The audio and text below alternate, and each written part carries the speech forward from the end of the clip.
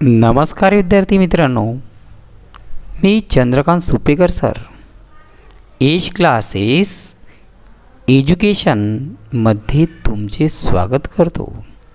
Age classes education presented by 10th standard history. उपयोजित इतिहास स्वाध्याय पाठ क्रमांक 2. आपण इयत्ता 10वीचा इतिहास आणि राज्यशास्त्रामधील पाठ क्रमांक 3 उपयोजित इतिहास याचे स्वाध्याय पाहणार आहोत. आत्तापर्यंत तुम्ही आमच्या चॅनलला सबस्क्राईब केलं नसेल तर सबस्क्राईब करा. त्यामुळे तुम्हाला नवनवीन व्हिडिओ सर्वप्रथम मिळतील. Subscribe the channel and press the bell icon and get notification of new videos. तर चला तर प्रश्न पहिला, उपयोजित इतिहास या पाठातील प्रश्न पहिला. दिलेल्या पर्यायापैकी योग्य पर्याय निवडून उदाहरणे पूर्ण करा. नंबर 1, जगातील सर्वात प्राचीन संग्रहालय या शहराचे उत्खनन करताना सापडले. जगातील सर्वात प्राचीन संग्रहालय टिंबटिंब शहराचे उत्खनन करताना सापडले. त्याचे पर्याय आहेत दिल्ली, हडप्पा, ऊर, कोलकाता. उत्तर, जगातील सर्वात प्राचीन संग्रहालय ऊर या शहराचे उत्खनन करताना सापडले.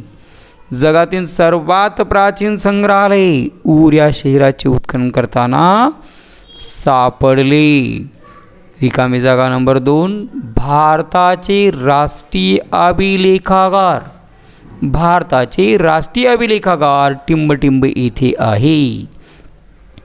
पर्याय नवी दिल्ली, कोलकाता, मुंबई, चेन्नई.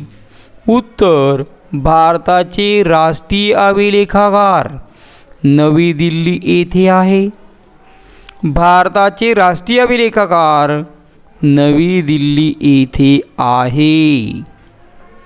पुढीलपैकी प्रश्न पहिला ब, पुढीलपैकी चुकीची जोडी दुरुस्त करून पुन्हा लिहा. पुढीलपैकी चुकीची जोडी दुरुस्त करून पुन्हा लिहा.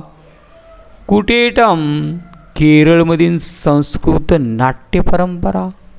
रमन पश्चिम बंगालमधील नृत्य. रामलीला उत्तर भारतातील सादरीकरण. कालबेलिया राजस्थानचे लोकसंगीत आणि लोकनृत्य. चुकीची जोडी रमन पश्चिम बंगालमधील नृत्य. दुरुस्त केलेली जोडी गढवाल उत्तराखंड येथील धार्मिक उत्सव व विधी नाट्य. प्रश्न दुसरा, पुढील संकल्पना स्पष्ट करा. प्रश्न दुसरा, पुढील संकल्पना स्पष्ट करा. त्यामधील पहिली संकल्पना उपयोजित इतिहास. उपयोजित इतिहास. उत्तर, उपयोजित इतिहास या संज्ञेसाठी जनासाठी इतिहास पब्लिक हिस्ट्री. उपयोजित इतिहास या संज्ञेसाठी जनासाठी इतिहास म्हणजेच पब्लिक हिस्ट्री असा पर्यायी शब्दप्रयोग प्रचारात आहे. नंबर 2, एखादा विषय इतर क्षेत्रामध्ये लागू करणे. एखादा विषय इतर क्षेत्रामध्ये लागू करणे व त्यातून निघणारे निष्कर्ष प्राप्त करणे म्हणजे उपाययोजन होय. एखादा विषय इतर क्षेत्रामध्ये लागू करणे व त्यातून निघणारे निष्कर्ष प्राप्त करणे म्हणजे उपाययोजन होय. इतिहासाची उद्दिष्टे इतर विषयांना लागू करून नवीन निष्कर्ष काढणे यालाच इतिहासाची उपाययोजन असे म्हणतात. इतिहासाद्वारे भूतकाळातील घटनासंबंधीचे जे ज्ञान प्राप्त होते त्याचा उपयोग वर्तमान आणि भविष्यकाळात सर्व समाजाला कसा होईल याचा विचार उपयोजित इतिहासात केला जातो. इतिहासाद्वारे भूतकाळातील घटनांसंबंधीचे जे ज्ञान प्राप्त होते त्याचा उपयोग वर्तमान आणि भविष्यकाळात सर्व समाजाला कसा होईल याचा विचार उपयोजित इतिहासात केला जातो. इतिहासात सामाजिक, धार्मिक, कला, स्थापत्य इत्यादी घटक समाविष्ट असतात. तसेच या विषयामधील इतिहासाचे उपाययोजन होते. प्रश्न दुसरा, पुढील संकल्पना स्पष्ट करा. त्यामधील नंबर 1 उपयोजित इतिहास. उपयोजित इतिहास म्हणजे उपयोजित इतिहास या संज्ञासाठी जनासाठी इतिहास किंवा पब्लिक हिस्ट्री असा शब्दप्रयोग प्रचारात आहे. एखादा विषय इतर क्षेत्रामध्ये लागू करणे व त्यातून निघणारे निष्कर्ष प्राप्त करणे म्हणजे उपाययोजन होय.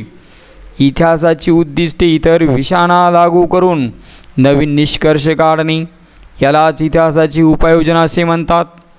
इतिहासाद्वारे भूतकाळातील घटनांसंबंधीचे जे ज्ञान प्राप्त होते त्याचा उपयोग वर्तमानात आणि भविष्यकाळात सर्व समाजाला कसा होईल याचा विचार उपयोजित इतिहासात केला जातो. इतिहासात सामाजिक, धार्मिक, कला आणि स्थापत्य इत्यादी घटक समाविष्ट असतात. तसे या विषयामधील इतिहासाची उपाययोजन होते. संकल्पना क्रमांक 2, अभिलेखागार. अभिलेखागार म्हणजे काय? अभिलेखागार उत्तर, ऐतिहासिक दस्तऐवज ज्या ठिकाणी जतन करून ठेवलेली असतात. ऐतिहासिक दस्तऐवज ज्या ठिकाणी जतन करून ठेवलेले असतात त्या ठिकाणास अभिलेखागार असे म्हणतात. जे ऐतिहासिक दस्तऐवज आहेत ते ज्या ठिकाणी जतन करून सांभाळून ठेवलेले असतात त्यांना त्या ठिकाणाला अभिलेखागार असे म्हणतात. अभिलेखागारामध्ये महत्त्वाची जुनी कागदपत्रे, दप्तरे, जुने चित्रपट, जागतिक कराराचे ऐवज इत्यादी जतन करून ठेवली जातात. अभिलेखागारामुळे मूळ कागदपत्राचे संदर्भ मिळतात. तत्कालीन ऐतिहासिक घटनांचा अभ्यास करता येतो. तत्कालीन भाषा, लिपी यांचा शोध घेता येतो. कालगणना करताना ऐतिहासिक वारसा पुढील पिढ्यांना हस्तांतरित करता येते. ऐतिहासिक दस्तऐवज ज्या ठिकाणी जतन करून ठेवले जात असतात त्या ठिकाणास अभिलेखागार असे म्हणतात. अभिलेखागारामध्ये महत्त्वाची जुनी कागदपत्रे, दप्तरे, जुने चित्रपट, जागतिक कराराचे ऐवज इत्यादी जतन करून ठेवले जातात. अभिलेखागारामुळे मूळ कागदपत्राचे संदर्भ मिळतात. ऐतिहासिक घटनांचा अभ्यास करता येतो. तत्कालीन लिपी, भाषा यांचा शोध घेता येतो. कालगणना करता येते. ऐतिहासिक वारसा पुढील पिढ्यांना हस्तांतरित करता येतो. ऐतिहासिक वारसा पुढील पिढ्यांना हस्तांतरित करता येतो. भारताची दिल्ली येथील राष्ट्रीय अभिलेखागार हे आशिया खंडातील सर्वात मोठे अभिलेखागार आहे. भारतातील प्रत्येक राज्याचे स्वतःचे एक स्वतंत्र अभिलेखागार ही आहे. भारताचं दिल्ली या ठिकाणी राष्ट्रीय अभिलेखागार आहे आणि हे अभिलेखागार आशिया खंडातील सर्वात मोठे अभिलेखागार आहे असे ओळखले जाते. भारतातील प्रत्येक राज्याचे स्वतःचे स्वतंत्र अभिलेखागार ही आहेत. त्यानंतर प्रश्न तिसरा, पुढील प्रश्नांची उत्तरे 25 ते 30 शब्दात लिहा. पुढील प्रश्नाची 25 ते 30 शब्दात उत्तरे लिहा. प्रश्न पहिला, जनासाठी इतिहास ही संकल्पना स्पष्ट करा. जनासाठी इतिहास. उत्तर, इतिहासाचा संबंध लोकांच्या वर्तमान जीवनाशी जोडणारे क्षेत्र म्हणजे जनासाठी इतिहास होय. इतिहासाचा संबंध लोकांच्या वर्तमान जीवनाशी जोडणारे क्षेत्र म्हणजे जनासाठी इतिहास होय. इतिहासाद्वारे भूतकाळातील घटनांसंबंधीचे ज्ञान आपल्याला प्राप्त होते. या ज्ञानाचा उपयोग लोकांना वर्तमान आणि भविष्यकाळात कसा होईल याचा विचार जनासाठी इतिहास म्हणजेच पब्लिक हिस्ट्री या विषयात केला जातो. वर्तमानकालीन समस्यावरील उपाययोजना करण्यासाठी भूतकालीन घटनाविषयीचे ज्ञान उपयुक्त ठरू शकते. उपजित इतिहास या संज्ञेला जनासाठी इतिहास असा पर्यायी शब्दप्रयोग केला जातो.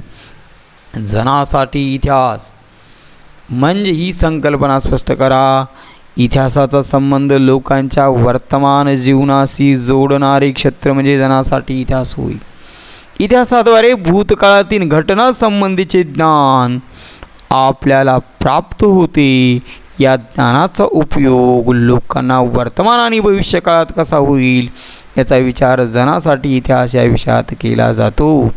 वर्तमानकालीन समस्यावरील उपाययोजना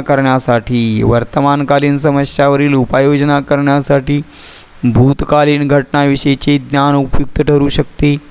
उपजित इतिहास या संज्ञाला जनासाठी इतिहास असाही पर्यायी शब्दप्रयोग आहे.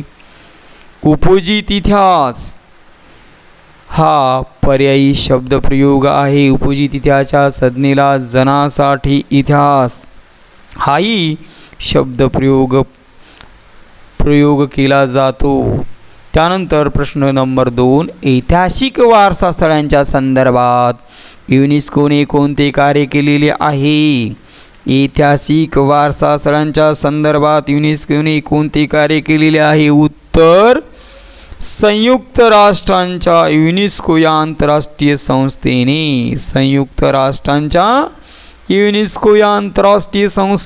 ऐतिहासिक वारसा स्थळांच्या संदर्भात पुढील कार्य केलेले आहे. नामशेष होण्याच्या वाटेवर असलेल्या सांस्कृतिक आणि ऐतिहासिक वारसाचे जतन व संवर्धन कसे करावे याचे मार्गदर्शक तत्त्वे जाहीर केली. नामशेष होण्याच्या वाटेवर असलेल्या सांस्कृतिक आणि ऐतिहासिक वारसाचे जतन कसे करावे, संवर्धन कसे करावे याची मार्गदर्शक तत्त्वे जाहीर केली. जागतिक वारसांच्या पदास पात्र ठरणारी स्थळे आणि परंपरा यांची यादी ही संघटना वेळोवेळी जाहीर करते. जागतिक वारसाच्या पदास पात्र ठरणारी स्थळे, धार्मिक स्थळे, परंपरा यांची यादी संघटना वेळोवेळी जाहीर करते. अशा याद्या जाहीर करून युनेस्को प्राचीन वारसा जपण्यासाठी लोकांची व राष्ट्रांचे लक्ष वेधून घेते. त्यानंतर सांस्कृतिक वारसा स्थळांच्या यादीतील महाराष्ट्रातील ठिकाणे कोणती हे शोधून लिहा. सांस्कृतिक वारसा स्थळांच्या यादीतील महाराष्ट्रातील ठिकाणे कोणती हे शोधून लिहा. उत्तर युनेस्कोने जाहीर केलेल्या जागतिक सांस्कृतिक वारसा स्थळांच्या यादीत महाराष्ट्रातील पुढील ठिकाणांचा समावेश करण्यात आलेला आहे. मित्रांनो, महाराष्ट्रातील काही स्थळांचा यामध्ये समावेश करण्यात आलेला आहे. सांस्कृतिक वारसा स्थळांच्या यादीतील काही महाराष्ट्रातील ठिकाणे आहेत. ती ठिकाणे पुढील प्रमाणे आहेत. त्यामध्ये अजिंठा लेणी नंबर 2, वेरूळची लेणी व कैलास मंदिर. मित्रांनो, महाराष्ट्रातील काही वारसा स्थळे यांचा युनेस्कोने जाहीर केलेल्या जागतिक सांस्कृतिक वारसा स्थळांच्या यादीमध्ये काही महाराष्ट्रातील ठिकाणांचा उल्लेख करण्यात आला आहे. त्यामध्ये अजिंठा लेणी, वेरूळची लेणी व कैलास मंदिर, घारापूरची लेणी, छत्रपती शिवाजी महाराज टर्मिनल मुंबई या यादीत नसलेली देवगिरी, सिंधुदुर्ग, रायगड इत्यादी गड किल्ले व जलकिल्ले हेही महाराष्ट्राच्या सांस्कृतिक वारसा स्थळामध्ये समाविष्ट होतात. महाराष्ट्रामध्ये अनेक किल्ले आजही उपलब्ध आहेत. शिवाजी महाराजांनी स्वराज्याची स्थापना केल्यानंतर अनेक किल्ले हस्तगत केले होते. असं म्हटलं जायचं की ज्यांच्याकडे जास्त किल्ले त्यांचं त्या भूप्रदेशावर वर्चस्व, म्हणजे प्रत्येक भूप्रदेशावर जास्तीत जास्त किल्ले बांधलेले होते. हे सर्व किल्ले हे एक वारसास्थळामधले आहेत.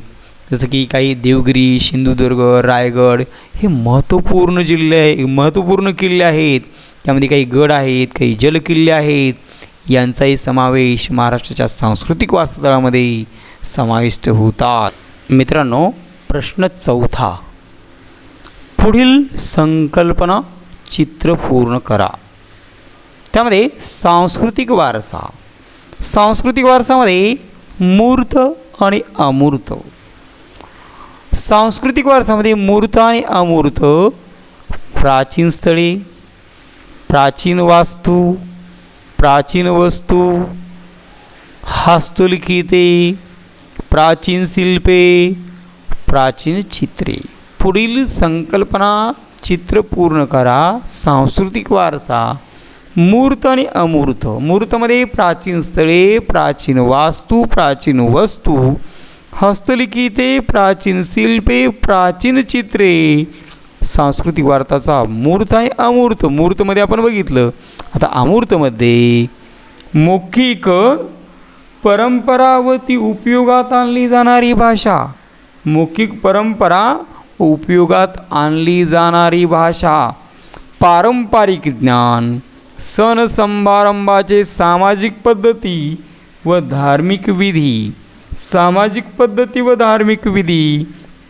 कला सादरीकरणाच्या पद्धती, पारंपरिक कौशल्य, परंपरा, पद्धती, कौशल्य आत्मसात असणारे समूह गट. सांस्कृतिक वारसाचा मूर्त आणि अमूर्त असे 2 प्रकार. मूर्तमध्ये प्राचीन स्थळे, प्राचीन वास्तू, प्राचीन वस्तू, हस्तलिखिते, प्राचीन शिल्पे, प्राचीन चित्रे. अमूर्त मौखिक परंपरा व ती उपयोगात आणली जाणारी भाषा, पारंपरिक ज्ञान, सण समारंभाच्या सामाजिक पद्धती व धार्मिक विधी, कला सादरीकरणाच्या पद्धती, पारंपरिक कौशल्य, परंपरा, पद्धती, कौशल्य आत्मसात असणारे समूह व गट. प्रश्न 5. पुढील विधाने सकारण स्पष्ट करा. नंबर 1. तंत्रज्ञानाचा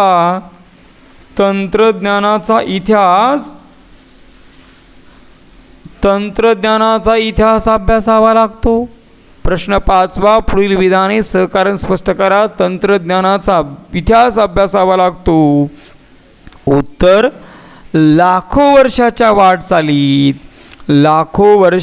वाटचालीत मानव प्रगतीच्या प्रत्येक टप्प्यात नवनवीन कौशल्य अवगत करीत गेला. लाखो वर्षाच्या वाटचालीत मानवाने प्रगतीच्या प्रत्येक टप्प्यात नवनवीन कौशल्य अवगत करीत गेला. दगडापासून हत्यारे तयार करणे, शेतीचे तंत्र अशी वाटचाल करीत तो विज्ञान युगात आला. दगडापासून हत्यारे तयार करणे, शेतीचे तंत्र अशी वाटचाल करीत तो विज्ञान युगात आला. कृषी उत्पादन, वस्तूचे उत्पादन, स्थापत्य, अभियांत्रिकी इत्यादीमध्ये बदल होत गेली. कृषी उत्पादन, वस्तूचे उत्पादन, स्थापत्य, अभियांत्रिकी इत्यादीमध्ये बदल होत गेले. अभियांत्रिकीमुळे उत्पादन वाढले, यांत्रिकीकरणामुळे उत्पादन वाढले. ही सर्व प्रगती समजून घेण्यासाठी आपल्याला तंत्रज्ञानाचा इतिहास अभ्यासावा लागतो. लाखो वर्षाच्या वाटचालीमध्ये माणसाने प्रगतीच्या प्रत्येक टप्प्यात नवीन कौशल्य अवगत करीत गेला. दगडापासून हत्यारे तयार करणे, शेतीचे तंत्र अशी वाटचाल करीत तो विज्ञान युगात आला. कृषी उत्पादन, वस्तूचे उत्पादन, स्थापत्य, अभियांत्रिकी इत्यादीमध्ये बदल होत गेली. यांत्रिकीकरणामुळे उत्पादन वाढले. ही सर्व प्रगती समजून घेण्यासाठी आपल्याला तंत्रज्ञानाचा इतिहास अभ्यासावा लागतो. प्रश्न दुसरा, जागतिक वारसांच्या पदास पात्र ठरणारी स्थळे, परंपरा यांची यादी युनेस्कोद्वारे जाहीर केली जाते. जागतिक वारसांच्या पदास पात्र ठरणारी स्थळे, परंपरा यांची यादी युनेस्कोद्वारे जाहीर केली जाते. उत्तर, पूर्वजांनी निर्माण केलेल्या कलाकृती. पूर्वजांनी निर्माण केलेल्या कलाकृती, परंपरा हा आपला सांस्कृतिक वारसा असतो. पूर्वजांनी निर्माण केलेल्या कलाकृती, परंपरा हा आपला सांस्कृतिक वारसा असतो. त्याविषयी आपल्या मनात आपुलकी असते. त्याविषयी आपल्या मनात आपुलकी असते. हा वारसा पुढील मानवी पिढ्यांच्या हितासाठी जपणे व त्यांचे संवर्धन होणे गरजेचे असते. हा वारसा पुढील मानवी पिढ्यांच्या हितासाठी जपणे व त्याचे संवर्धन होणे गरजेचे असते. काळाच्या ओघात हा मोठा नामशेष होऊ नये. काळाच्या ओघात हा ठेवा नामशेष होऊ नये आणि त्याचे जतन कसे करावे यांच्या दिशादर्शक तत्वांच्या आधाराने जागतिक वारसांच्या पदास पात्र ठरणारी स्थळे व परंपरा यांची यादी युनेस्को या जागतिक संघटनेकडून जाहीर केली जाते.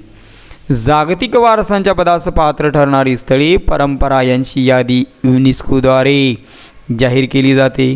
पूर्वजाने निर्माण केलेल्या कलाकृती, परंपरा आपला सांस्कृतिक वारसा आहे आणि त्याविषयी आपल्याला अभिमान आहे, आपुलकी आहे. हा वारसा पुढील मानवी पिढ्यांच्या हितासाठी जपणे, त्याचे संवर्धन करणे गरजेचे असते. काळाच्या ओघात हा ठेवा नामशेष होऊ नये आणि त्याचे जतन कसे करावे यांचे दिशादर्शक तत्वांच्या आधाराने जागतिक वारसांच्या पदास पात्र ठरणारी स्थळी व परंपरा यांची यादी युनेस्को या जागतिक संघटनेकडून जाहीर केली जाते.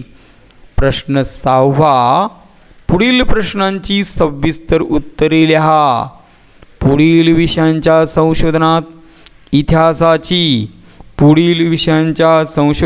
इतिहासाची संशोधन पद्धती कशी उपयुक्त ठरेल ते स्पष्ट करा. कशी उपयुक्त ठरेल ते स्पष्ट करा. नंबर 1, विज्ञान, कला, व्यवस्थापनशास्त्र.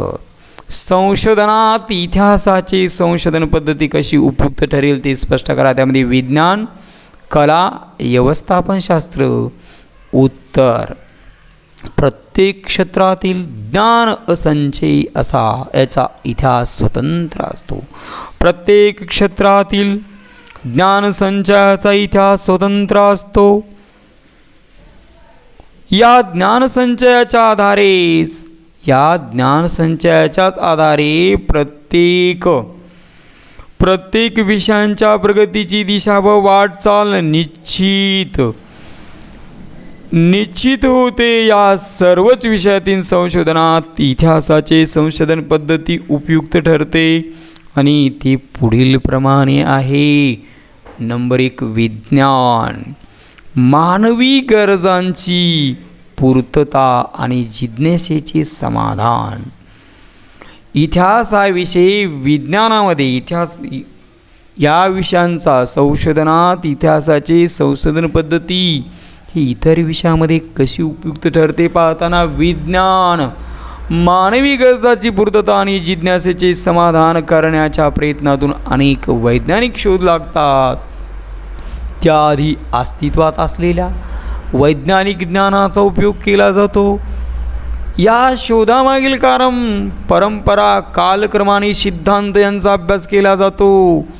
विज्ञानाच्या इतिहासाचे ज्ञान प्रत्येक शहराच्या वेळी उपयुक्त ठरते. मानवी गरजाची पूर्तता आणि जिज्ञासाचे समाधान करण्याच्या प्रयत्नातून अनेक वैज्ञानिक शोध लागतात. त्याआधी अस्तित्वात असलेल्या वैज्ञानिक ज्ञानाचा उपयोग केला जातो. या शोधामागील कारण परंपरा कालक्रमाने सिद्धांत यांचा अभ्यास केला जातो. विज्ञानाच्या इतिहासाचे ज्ञान प्रत्येक शोधाच्या वेळी उपयुक्त ठरते. त्यानंतर कला. कला कोणत्याही कलेचा विकास वैचारिक, भावनिक आणि सांस्कृतिक परंपरेच्या आधारेच व्यक्त होत असतो. कोणत्याही कलेचा विकास वैचारिक, भावनिक आणि सांस्कृतिक परंपरांच्या आधारेच व्यक्त होत असतो. या कलांचा अभ्यास करताना या सर्व परंपरांचा इतिहास समजून घ्यावा लागतो. संबंधित कलाकृती कशी साकार झाली, त्यामागील निर्मात्यांची कोणती मानसिकता होती, प्रचलित कला शैली कोणत्या होत्या, या सर्व सांस्कृतिक इतिहासाचा अभ्यास महत्त्वाचा ठरतो. कला यामध्ये इतिहासाची संशोधन पद्धती कशी उपयुक्त ठरते. कोणत्याही कलेचा विकास वैचारिक, भावनिक, सांस्कृतिक परंपराच्या आधारेच अभिव्यक्त होत असतो. या कलांचा अभ्यास करताना या सर्व परंपराचा इतिहास समजावून घ्यावा लागतो. संबंधित कलाकृती कशी साकार झाली, त्यामागे निर्मात्याची कोणती मानसिकता होती, प्रचलित कलाशैली कोणत्या होत्या, या सर्व सांस्कृतिक इतिहासाचा अभ्यास महत्त्वाचा ठरतो. त्यानंतर व्यवस्थापन शास्त्र. उत्पादनाची संसाधने, मनुष्यबळ, उत्पादनाच्या विविध प्रक्रिया, बाजार व विक्री या सर्व ठिकाणी व्यवस्थापनाची आवश्यकता असते. वेगवेगळ्या सामाजिक, उत्पादनाची संसाधने, मनुष्यबळ, उत्पादनाच्या विविध प्रक्रिया, बाजार विक्री या सर्व ठिकाणी व्यवस्थापनाची आवश्यकता असते. वेगवेगळ्या सामाजिक आणि आर्थिक संघटनेद्वारे हे व्यवहार चालू असतात. या सर्व व्यवस्थापनामध्ये सुधारणा करणे, त्यांचा अभ्यास करणे, व्यवस्थापन सुलभ करणे यासाठी भूतकाळ यंत्रणाचा अभ्यास करणे आवश्यक असते. त्यांचा इतिहास समजून घेण्याची गरज असते. व्यवस्थापन शास्त्रामध्ये उत्पादनाची संसाधने, मनुष्यबळ, उत्पादनाच्या विविध प्रक्रिया, बाजार व विक्री या सर्व ठिकाणी व्यवस्थापन शास्त्राची आवश्यकता असते. वेगवेगळ्या सामाजिक आणि आर्थिक संघटनेद्वारे व्यवहार चालू असतात. या सर्व व्यवस्थापनामध्ये सुधारणा करणे, त्यांचा अभ्यास करणे, व्यवस्थापन सुलभ करणे यासाठी भूतकालीन यंत्रणाचा अभ्यास करणे आवश्यक असते. त्यांचा इतिहास समजून घेण्याची गरज असते. प्रश्न दुसरा, उपयोजित इतिहासाचा वर्तमान काळाशी कसा सहसंबंध असतो. उत्तर, इतिहासाद्वारे भूतकाळातील घटनांसंबंधीचे ज्ञान प्राप्त होते. इतिहासाद्वारे भूतकाळातील घटनेसंबंधीचे ज्ञान प्राप्त होते. या ज्ञानाचा उपयोग वर्तमान आणि भविष्य काळात सर्व लोकांना कसा होईल. इतिहासाद्वारे भूतकाळातील घटनांसंबंधीचे ज्ञान प्राप्त होते. या ज्ञानाचा उपयोग वर्तमान आणि भविष्य काळात सर्व लोकांना कसा होईल याचा विचार उपयोजित इतिहासात केला जातो. आणि उपयोजित इतिहासाचा वर्तमान काळाचे पुढील प्रमाणे सहसंबंध असतो. नंबर 1, भूतकाळातील घटनांच्या आधारावरच मानव वर्तमानकालीन वाटचाली करतो. माणूस हा भूतकाळातील घटनेच्या आधारावरच मानव वर्तमानकालीन वाटचाल निश्चित करीत असतो. आपल्या पूर्वजांचे कर्तृत्व, त्यांचा वारसा याबद्दल त्यांच्या मनात कुतूहल आणि आत्मीयता असते. या वारसांचा इतिहास, पूर्वजांनी निर्मिलेल्या कलाकृती, परंपरा यांचे ज्ञान उपयोजित इतिहासाच्या अभ्यासाने वर्तमान मानवाला मिळते. उपयोजित इतिहासाच्या आधारे या मूर्त आणि अमूर्त वारसांचे जतन करता येते. उपयोजित इतिहासाद्वारे वर्तमानातील सामाजिक आव्हानावर उपाययोजना करणे शक्य होते. वर्तमानातील समस्याची सोडवणूक करता येते. उपयोजित इतिहासाद्वारे वर्तमानातील सामाजिक आव्हानावर उपाययोजना करणे शक्य होते. वर्तमानातील समस्यांची सोडवणूक करता येते.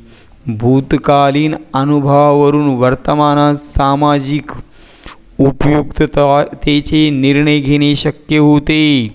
भूतकालीन अनुभवावरून वर्तमानात सामाजिक उपयुक्ततेचे निर्णय घेणे शक्य होते. उपयोजित इतिहासाच्या अभ्यासाच्या आधारे वर्तमान काळाची यथायोग्य आकलन आणि भविष्यकाळासाठी दिशादर्शन होते. उपयोजित इतिहासाचा वर्तमान काळाशी कसा सहसंबंध असतो? इतिहासाद्वारे भूतकाळातील घटनासंबंधीचे ज्ञान घटनासंबंधीचे ज्ञान प्राप्त होते आणि या ज्ञानाचा उपयोग वर्तमान आणि भविष्यकाळात सर्व लोकांना कसा होईल यांचा विचार उपयोजित इतिहासात केला जातो. उपयोजित इतिहासाचा वर्तमान काळाचे पुढील प्रमाणे सहसंबंध आहे. भूतकाळातील मित्रांनो, भूतकाळातील घटनाच्या आधारावरच मानव वर्तमानकालीन वाटचाल निश्चित करतो. आपल्या पूर्वजांनी केलेले जे कर्तृत्व आहे त्यांचा वारसा याबद्दल आपल्या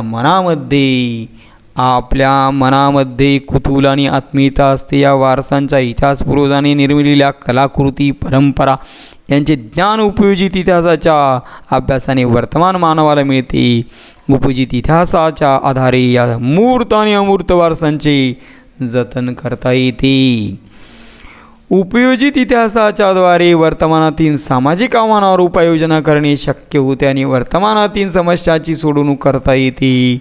वर्तमानकालीन अनुभवावरून वर्तमानात सामाजिक उपयुक्ततेचे निर्णय घेणे शक्य होते. उपयोजित इतिहासाच्या अभ्यासाच्या आधारे वर्तमान काळाची यथायोग्य आकलन आणि भविष्यकाळासाठीची दिशादर्शन होते. मित्रांनो, यानंतर प्रश्न 3. इतिहासाच्या साधनाचे जतन व्हावे यासाठी किमान 10 उपाय सुचवा.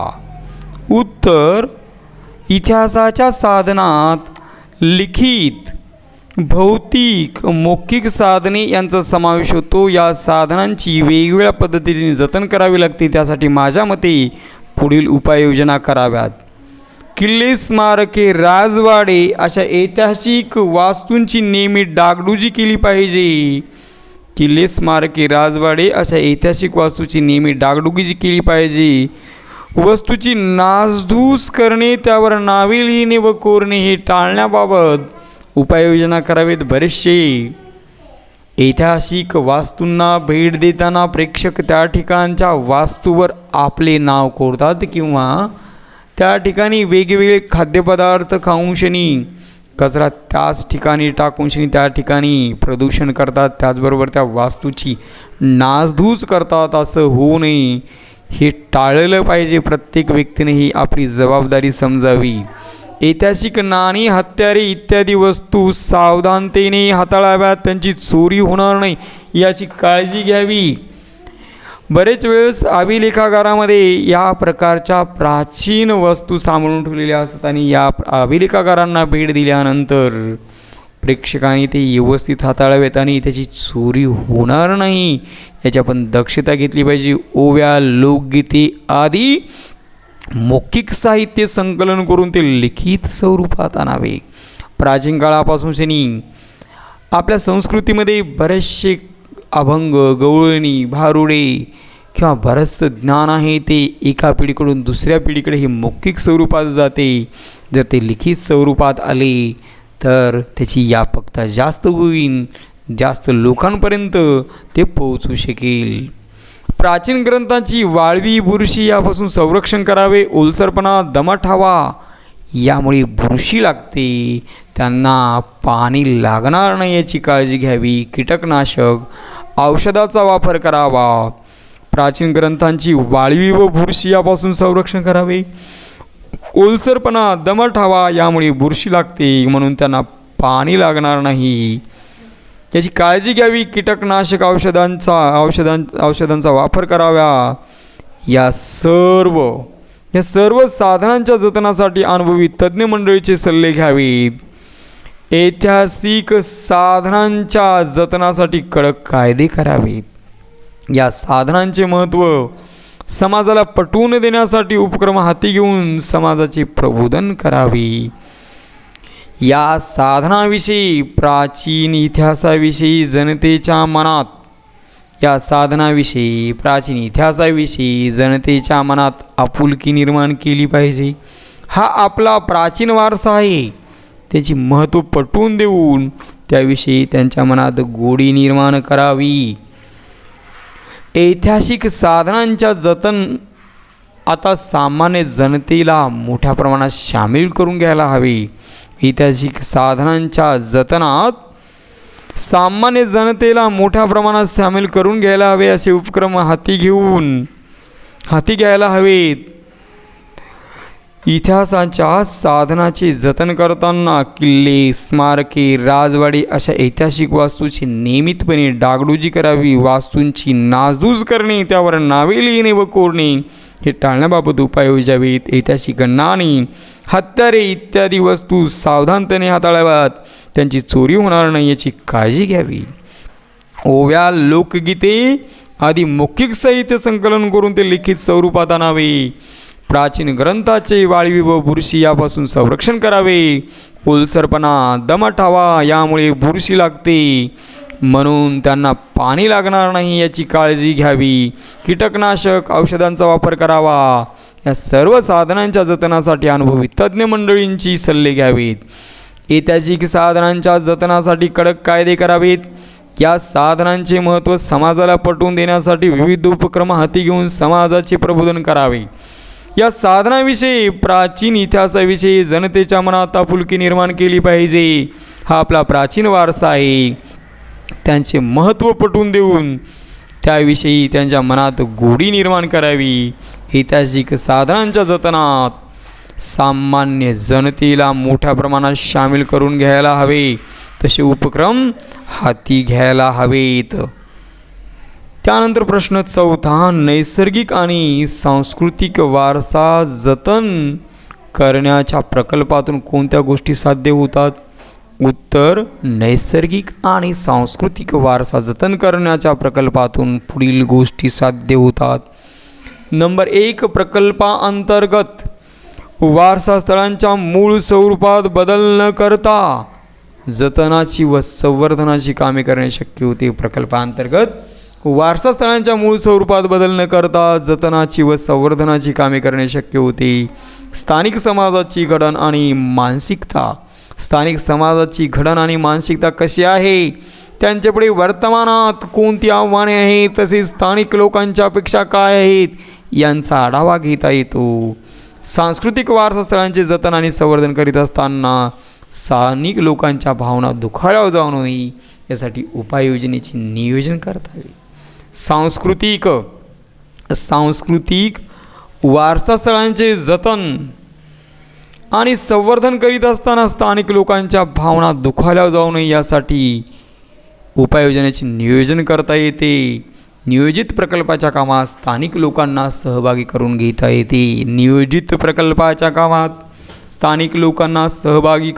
येते. स्थानिक लोकांच्या परंपरागत कौशल्यांना प्रोत्साहन देऊ शकतील अशा उद्योग व्यवसायांना चालना मिळावी यासाठी योग्य नियोजन करणे शक्य होते. नैसर्गिक आणि सांस्कृतिक वारसा जतन करण्याच्या प्रकल्पातून कोणत्या गोष्टी साध्य होतात?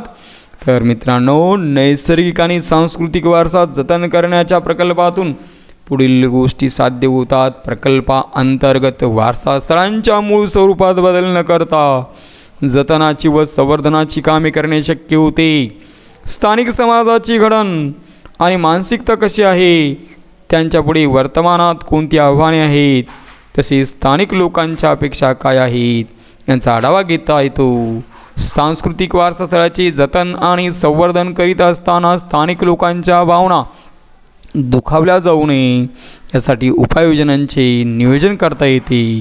नियोजित प्रकल्पाच्या कामात स्थानिक लोकांना सहभागी करून घेता येते. स्थानिक लोकांच्या परंपरागत कौशल्यांना प्रोत्साहन देऊ शकतील अशा उद्योग व्यवसायांना चालना मिळावी यासाठी योग्य नियोजन करणे शक्य होते. मित्रांनो, हा व्हिडिओ जर आवडला असेल तर लाईक करा, शेअर करा आणि चॅनल सबस्क्राईब करा.